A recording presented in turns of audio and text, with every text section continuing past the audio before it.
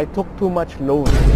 So from my experience, what can I give you na advice about loans? Sir Carl, what is the biggest concern or worry when you are borrowing from the bank? You know, mga classmates, mga friends, mga kachinitos, the biggest worry when loaning from the bank is not the bank interest rate. Kasi nandyan yan eh, wala tayong magagawa dyan, it's always there. But the biggest worry is yung pambayad ng utang. So the installment. So the biggest worry is the monthly payment. I've heard of many of my friends or coaching clients who've come to me and say, Sir Carl, nadapa ako, nabila ukan ako. I ate too much and now I cannot digest it. I took too much loans. So from my experience, what can I give you na advice about loans? Number one, definitely is the source of payment. We have to make sure na bago tayong umutang, ay meron tayong savings, meron tayong emergency fund. Meaning, if worst comes to worst, you lose your income, you have at least the next 6 months emergency fund to sustain you habang binebenta mo yung property. So if let's say your monthly payment is 30,000 a month, you have to at least have 200,000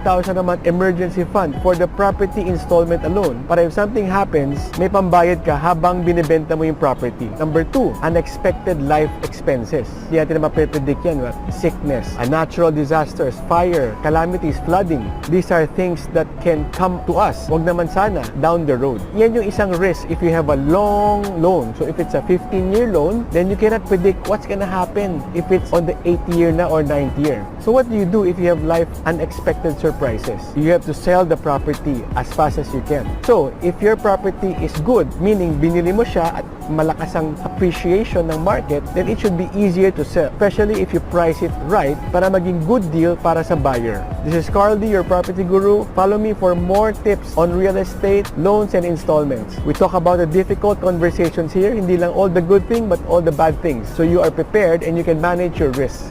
Sir Carl, okay bang umutang or makipag-partner sa kaibigan or kamag-anak to buy a property? The answer is yes and no. Definitely, if you involve a friend or a family member to buy a property, then na-share mo yung gastusin mo. So, hati kayo. Definitely, that is a good strategy, especially for beginners. Kasi, hindi mo kailangan ng whole amount. And the biggest advantage of it is, you don't need to have the whole amount to get the 100% learning. So, if you are starting out and you don't have that much money yet, pwede kayong maghati-hati na magkakaibigan to buy one property para you all get the learning together. But, of course, meron naman downside yan. The downside of that arrangement is, let's say, one of the partners decide to have a different strategy. Then, magkakaroon kayo ng konting friction. And if the property is not successful, hindi nabibigay yung tamang return, may possibility na magkaroon din ng disappointment among each other with your friends. So, yes and no. The technique of involving partners, your friends, your family members into a property is a good strategy, but also you have to watch out. Paano nga ba yumaman sa property pag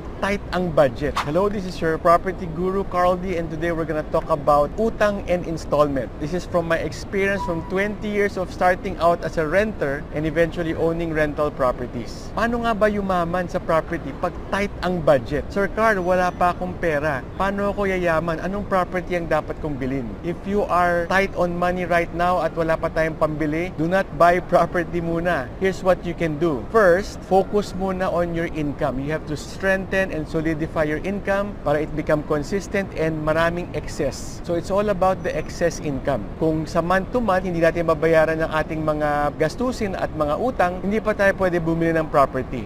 Second, bayaran muna lahat ng credit card, mga utang. Huwag muna tayo bibili ng property kahit zero interest man yan if meron pa tayo mga previous credit card debts or utang. And number three, we have to make sure our source of income is steady and consistent. Sir Carl, I'm about to make a loan. What should I watch out for? Is it the interest? This is Carl D, your property guru, and I'm gonna share with you ups and downs of investing in real estate. So this is what you need to manage, your monthly payments, your source of income. Kung kayo ay mayaman, anak mayaman, then this is not an issue for you. But if you are a working class like me, and talagang nakayod-kayod tayo to make ends meet to pay for our property, we have to be careful. We cannot be too aggressive. We cannot be too greedy. Sa dami ng no interest installment schemes out there, ang gaang na mga first 2 years sila, we don't want to buy 1, 2, 3, 4, 5 properties and then mabibilaukan tayo. So the usual challenge of installment, especially if it's with the bank, is yung term niya. Kasi sometimes you will take a 15-year, 20-year loan.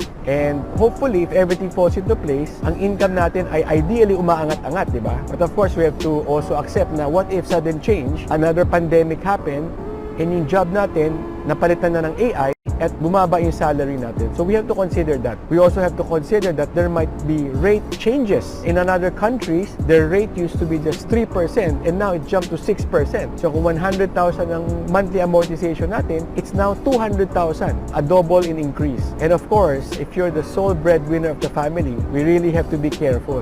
Kasi syempre, pag nagkasakit tayo as a sole breadwinner, wag naman sana, and we are not able to find work or get income, then talagang magtitip ang scale. Kasi we lose our income, but we increase medical expense. So that is really a scary scenario. Be conservative. Huwag tayo masyadong greedy.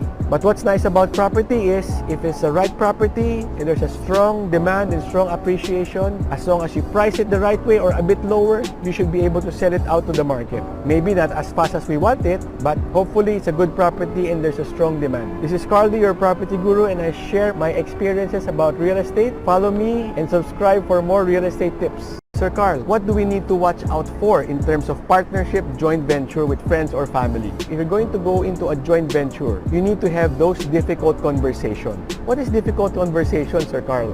Difficult conversation is the opposite of happy and easy conversation. Meaning, happy and easy conversation, magkano kikitain natin dyan? Anong gagawin natin sa pera pag nag-profit tayo? Mag-abroad ba tayo? Pupunta tayo sa Hong Kong Disneyland? Anong gagawin natin sa profits natin? How are we gonna share it? Those are the easy and happy conversation. Difficult conversation is, paano pag nalugi? Paano pag walang nag-rent? What if the return is not as how we envision it? What if the strategy of 15 years, 4 years pa lang, one partner wants to separate na? Or what if after 6 years, one partner suddenly got sick at kailangan niya na yung pera niya? Who will be the one to come up with the money? Or what if after 2 years, yung isang partner eager to sell, pero yung isang partner ayaw pa rin magbenta? Or what if nag-pass away yung isang partner? Paano na yung share niya?